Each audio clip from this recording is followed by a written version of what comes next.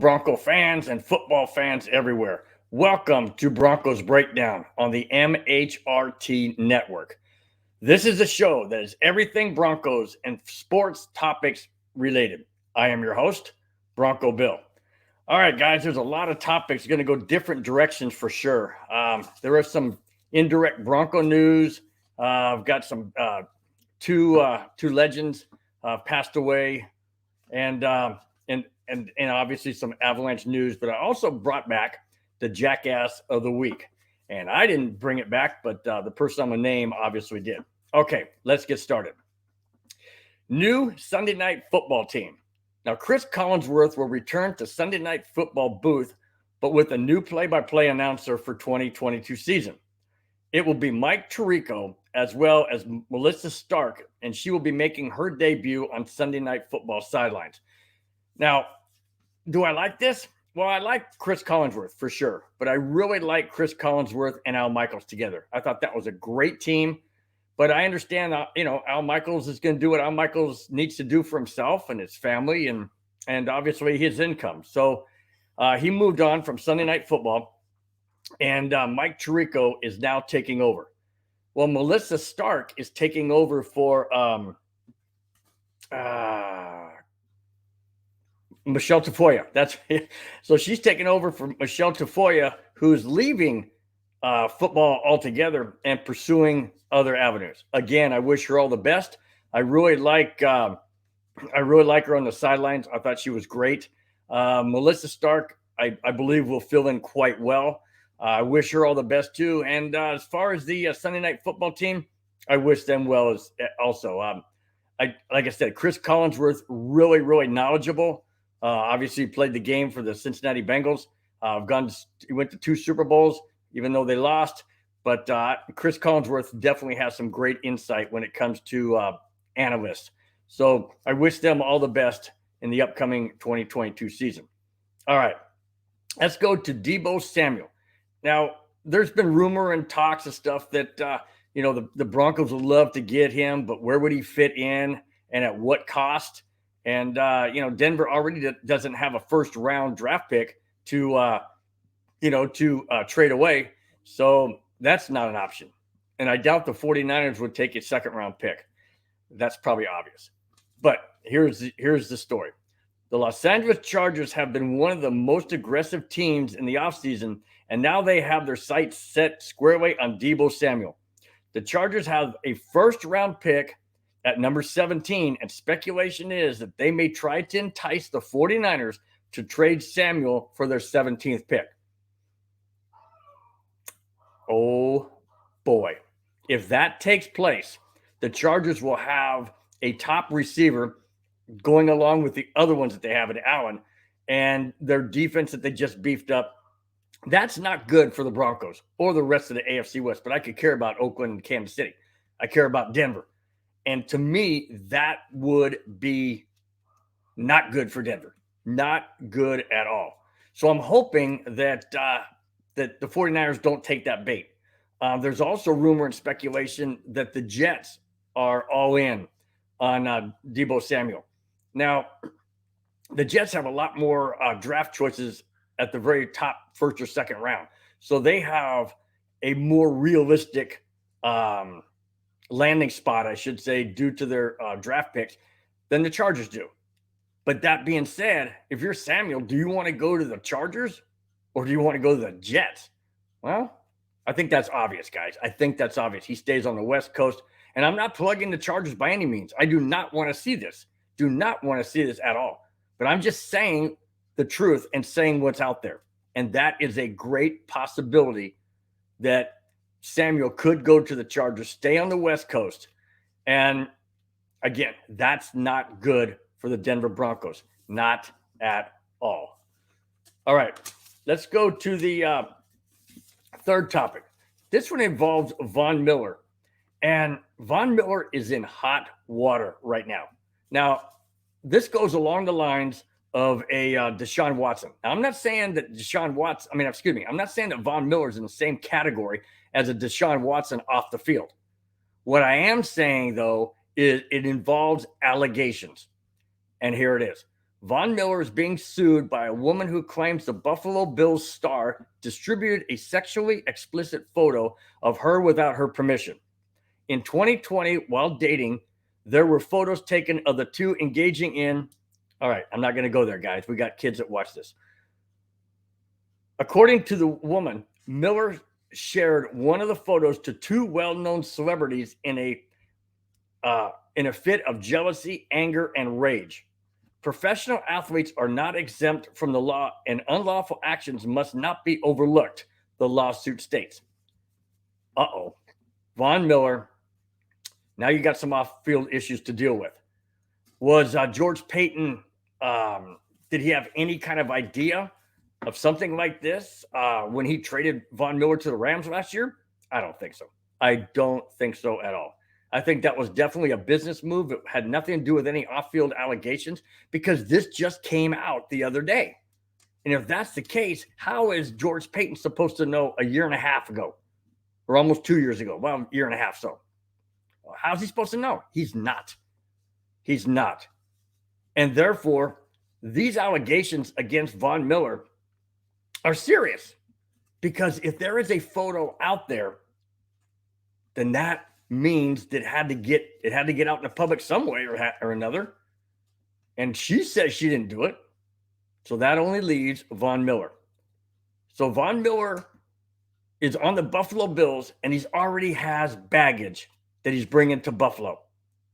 That's not good for the Bills either because they're the ones that paid him all this guaranteed money and they're the ones that signed him. So they have to deal with this distraction. The players, the front office, the ownership has to deal with this allegation and this distraction. Absolutely, they have. Vaughn, I know you're a great athlete. I know that you basically single-handedly, along with the other great players on the defense in Super Bowl 16 that won it for Denver. But Vaughn, you cannot tarnish your reputation because you think you're way up here. That's not good for you, not good for your reputation, not good for the league. That reminds me, is the league going to do anything about this? They kind of got involved with the Deshaun Watson situation, but they also left that up to the police department because it was a criminal act, allegedly. Well, I don't know if this is a criminal act per se, because it was consent, obviously, but the photo wasn't. And I doubt the league will do anything about this unless something else surfaces that we're not previous to right now. But in the meantime, Von Miller has got to deal with this off the field as OTAs are approaching for the NFL, as the draft is approaching, as free agency continues to have people sign, and then it goes into preseason. So, Vaughn, I wish you the best, but man, you've got to use your head, okay? You got to use your head and realize what you're doing may have repercussions on the rebound. I'm just saying. All right, we go to the first of two legend athletes that have passed away this past week. Former Raiders legend Daryle Lamonica passed away last Thursday at the age of 80. His death is considered to be one of natural causes. He guided the Raiders to Super Bowl II, but lost to the Packers 33-14.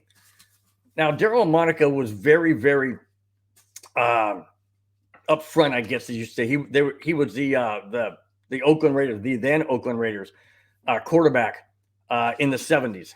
And he was really, really good quarterback. He was also, obviously back in the 60s too. But he's a good quarterback. He was I guess I would describe him as being one that was elusive. He managed the game well. I remember watching him play with the Raiders, and he was a good quality quarterback. I'm assuming the Raiders are going to do some type of tribute during the season. Maybe wear a patch, maybe wear his number. I'm not sure, but I'm assuming that they will definitely be doing something to pay tribute to their legend quarterback in in Daryl and Monica. All right. I go to the second passing. This one, Hall of Fame legend Guy Lafleur of the Montreal Canadiens has passed away at the young age of 70. He died following a vicious battle with lung cancer. He was part of the team that won 5 championships in the 70s and 4 straight from 76 through from 76 through 79. The hockey fans will always remember him as Mr. Canadian. Rest in peace, both Daryl and Monica and Guy Lafleur. Now, Guy Lafleur was an outstanding winger for the Montreal Canadiens. I remember watching him play and just in amazement. And of course, he was before Wayne Gretzky and all these other players like Nathan McKinnon that do these magical moves with the puck and the stick. He was way ahead of his time, And he could shoot the puck with the best of them. He was an outstanding, outstanding forward for the Montreal Canadiens. And to be on a team in the 70s that won 4 straight Stanley Cups, that's tough to do, guys. I don't care how good of a team you are. That is tough to do. It's tough to go back to back. But to go 4 straight, that's definitely unheard of. And I doubt seriously that we'll ever see the likes of that happening again, especially in today's wide open hockey rules and such. I don't see a team winning 4 straight ever again. Guy Lafleur, you were awesome. You were great at what you did. May you rest in peace, along with Daryl and Monica. All right, let's go to, you got it, guys. Here it is, the jackass of the week.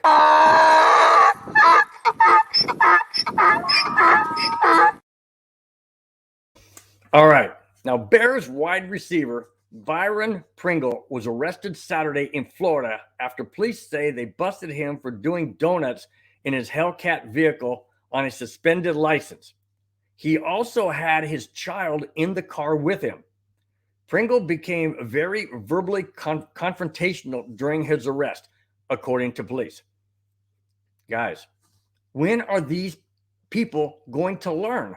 When are they going to learn that they are not above the law?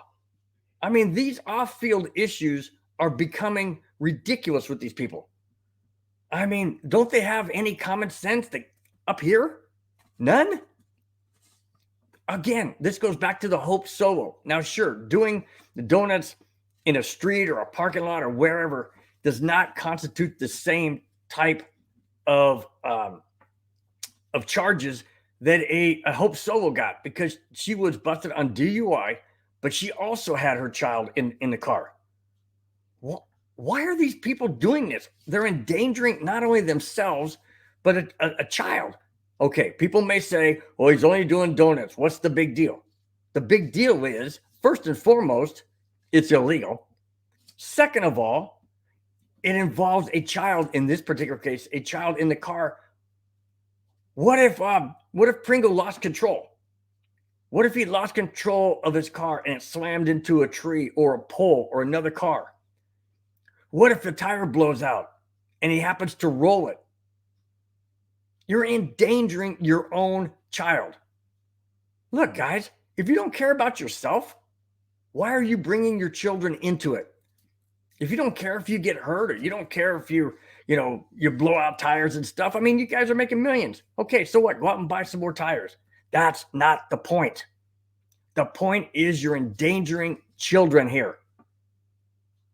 Your own child in the car while you decide to do something stupid because, yeah, you're the jackass of the week. And you're doing things that are ridiculous and stupid because you want to be cool. You want to show off to your friends or whatever. You know what? Stick to football, okay? Stick to football and do the things that you're supposed to do. And obviously, if that's your child, then you're the father of that child. Why don't you be a real father and a dad? Why don't you do things to teach your children the correct things? and not the stupid things. Because not only are you endangering your child, but your whole reputation, and you're standing in the NFL and all of that. The NFL could get involved in this one as well as the one to Von Miller. These guys, you don't learn, do you? Did you learn anything in college? Well, some of you went to liberal colleges, so that's probably understandable. Anyways, I digress. Pringle, use your head, okay? Be smart. Don't do things off the field that are not only dangerous, but that have ramifications for your stay in the NFL, your contracts down the road, and your reputation. All right? Just think. All right, I move on. Let's go to here. Let's go to former linebacker for the Miami Dolphins. Now, Channing Crowder appeared on a podcast and suggesting that Sierra was only with Russell Wilson for his money because the Broncos quarterback is a square. That prompted former Seattle teammate DK Metcalf to respond. And I quote, "Great man, great father, great husband. Sign me up for being corny." End quote. Now, corny perhaps, but nobody ever said being a good husband and father was going to be exciting. But hopefully, healthy relationships like the Wilsons will start to get the love from the general public and not the super dysfunctional ones that currently seem to get the most attention. I agree. I agree 100% with Metcalf. Absolutely. It's just like Don Henley would sing, dirty laundry. That's what the media wants. That's what the public wants. Why? Because it's exciting. It's juicy. It's it sometimes makes the person that's reading it feel better or hearing it feel better. Yes, Russell Wilson and Sierra may have a quote, dull in the terms of the press, marriage and relationship. But that's what I love about Russell Wilson and Sierra. Russell Wilson is a father, a loyal father, a dedicated father, one there for his kids. He's a husband, loves Sierra, has nothing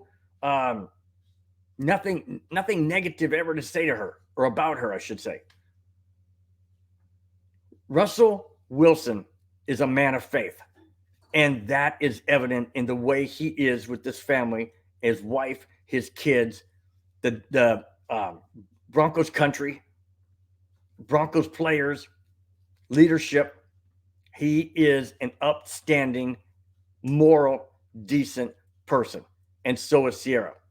And that's why he's getting this attention, because people don't like that. They want to find dirty laundry on somebody. They want to find negative stuff. They want all that juicy, ugly things because they want to bring people down. That's how it is. Plain and simple, guys. When you're on the top, and for whatever you believe in and however you act or whatever, you're going to have a reputation. And I'm glad to say that Russell Wilson's reputation is considered by some to be square. Good for him, because that's morally correct. And that's the way people should be. Absolutely. 100%. So DK Metcalf, I take my hat off to you for standing up for your good friend and former teammate. I appreciate it. Absolutely. Very much so. All right. Let's go to, let me see here. Let's go to number 8 topic. And that is the NFL schedule. Now, this is interesting, and I like this, and I'll read this, and obviously I'll make my comment. Although the schedule won't be officially announced till May 12th, here are some interesting topics associated with the schedule. Amazon will announce its first game on April 28th. That's only a couple of days from now, guys. And that I'm interested to see who that or what their very first game is going to be. Could it be the Broncos? Sure, it could. Absolutely, it could. Because remember, the season kicks off on a Thursday. And if Amazon's going to reveal who that game is, those two teams are, it could be the Rams and the Broncos, or it could be the Rams and the Bills, or it could be the Rams and the Cowboys, or whomever else they play. It could be any of them.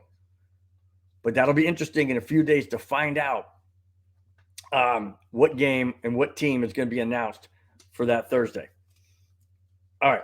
Speaking of that Thursday game with the Rams, here it is.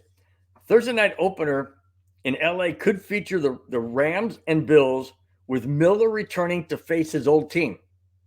Well, is Miller going to be playing for the Bills on that game? Remember, he has that allegation and that lawsuit hanging over his head. Is he going to play that game? Well, the NFL is going to have to be the one to announce that. The NFL is going to have to be the one to suspend him, punish him for a game or so. Don't know. But it could be turned over to the police, in which case he would be eligible to play in that game. So I don't know. But that would be interesting if it is the Rams and the Bills and Von Miller goes back to LA to face the team that he won his second Super Bowl with. So that's a possibility. That would be interesting.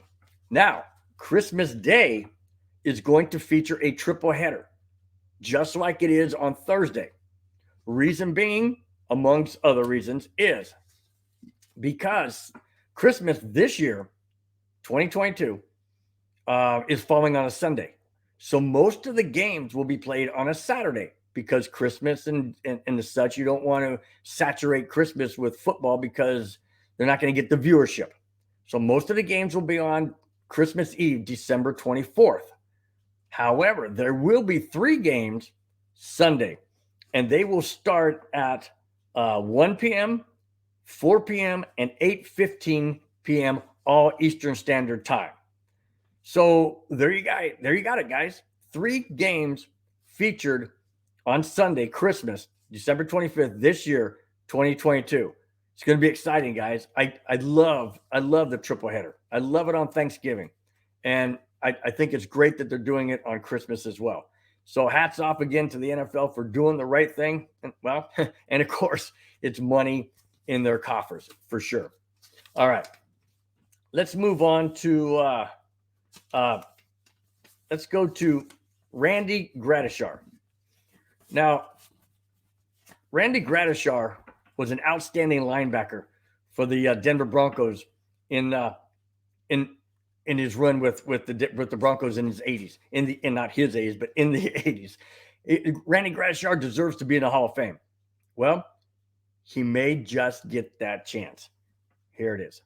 Pro Football Hall of Fame will allow 3 senior candidates to be able to be enshrined for each of the next 3 seasons. So that means 2022, 2023, and 2024, that there's going to be 3 senior candidates enshrined in Pro Football's Hall of Fame. Now, Randy Gradishar may finally earn his rightful spot in that elite hall. He should. Absolutely he should. Without a doubt. Randy Gradishar was an awesome linebacker. He was just one of the menaces that, you come up through the line and he's going to be there and meet you. He solidified that defense on the Orange Crush. He deserves to be in the Hall along with countless number of Bronco players for sure. I mean, I can name you all the ones from maybe not all of them, but I can name you some very key players from those 70s decade, from the 80s that aren't in it. I mean, yeah, sure, we're getting them now. Some like Steve Atwater and Rod Smith and Terrell Davis. Yes, we are getting them, but we're missing a lot. We are missing a lot of Bronco deserved players, and Randy Gradishar is one of them, along with Carl Mecklenburg. Absolutely. They solidified that defense. Why are they not there? What happened? Why not Rulon Jones? I don't get it. I don't get the Hall of Fame selective committee. I really don't. but they can make amends of sorts, in my mind, if they allow and elect Randy Gradishar, the Orange Crush, to be enshrined in Pro Football's Hall of Fame. Do the right things, guys. Do the right things. And enshrine more Denver Bronco players from that era that deserve to be in the elite hall we call the Hall of Fame. All right. Let's go to whoa, microphone. Sorry about that, guys. Hit my microphone. Let's go to You Got It. Here it is. Colorado Avalanche update.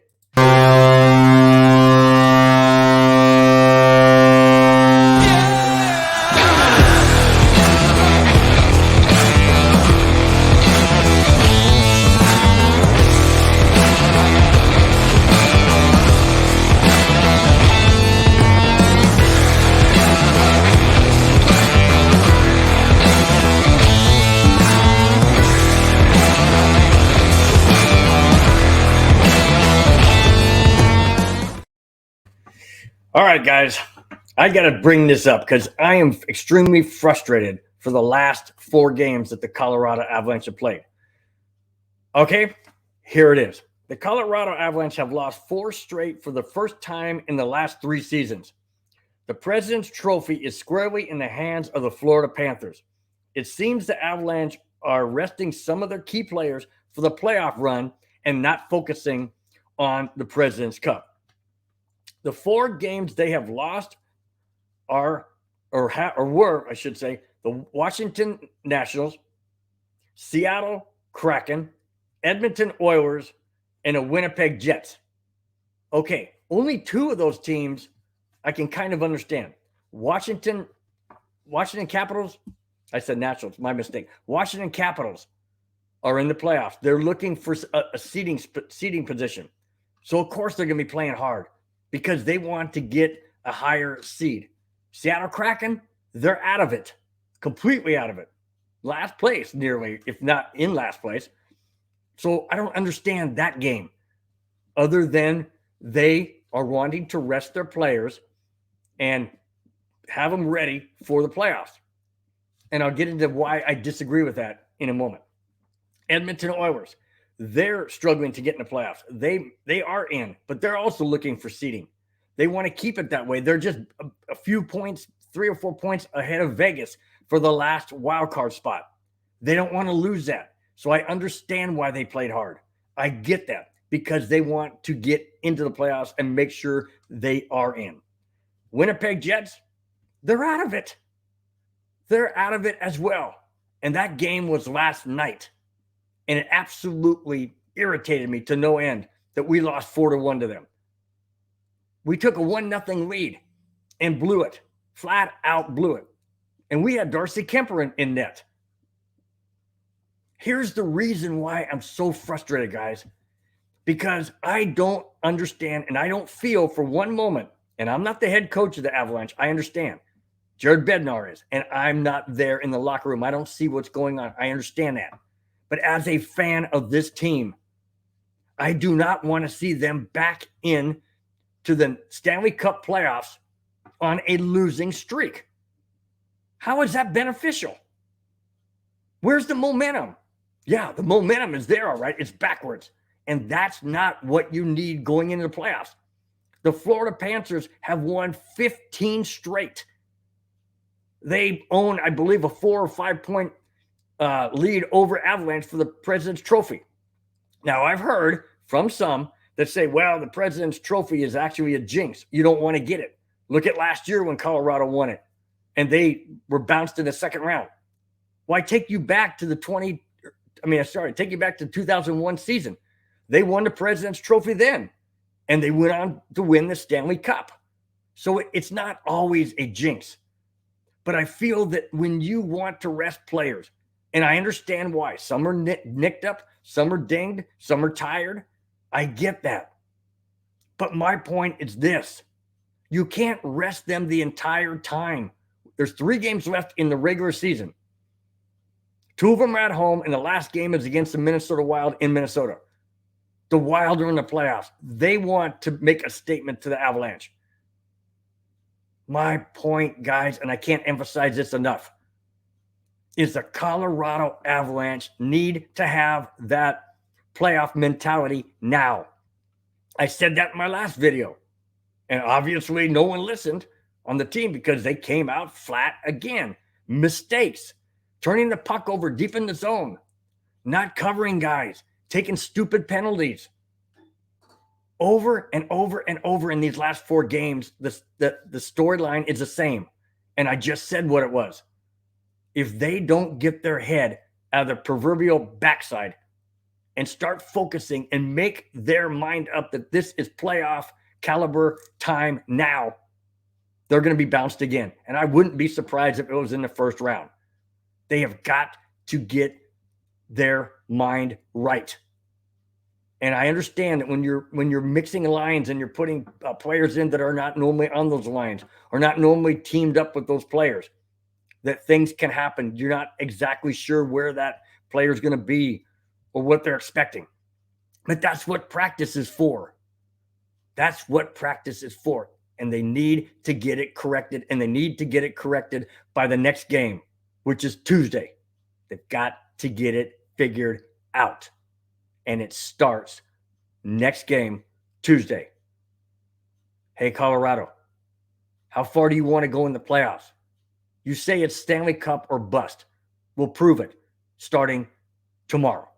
That's it, guys. That's all I have. Thanks for watching. Thanks for subscribing. Excuse me. And before we go out, I just want to remind everyone that on Tuesday, on my YouTube channel, posted every Tuesday, 4 p.m., 4, 5, 6, and 7 is Broncos Breakdown, hosted by me, Bronco Bill. Also on Tuesday, also on Tuesday is the 5280 podcast on the MHRT network, featuring 5 awesome people on there, and the topics are great. The bantering is great, and you guys got to tune in. That goes live every Tuesday, 4, 5, 6, and 7. And then on Wednesday, we have the Wild Wild West, featuring a fan from every AFC West team: Chargers, Broncos, Raiders, and Chiefs. Don't miss that. That one gets posted every Wednesday, 4:30, 5:30, 6:30, and 7:30. On Thursday, we have Nothing Rhymes with Orange and Blue podcast. That goes live every 4, 5, 6, and 7. That's hosted by Johnny Baki and his really good friend, Isaiah Henderson. And then on Friday, Broncos Breakdown on MHRT Network is posted at 4, 5, 6, and 7. Thanks again, guys, for watching. Thanks for subscribing. And please tune in on Friday.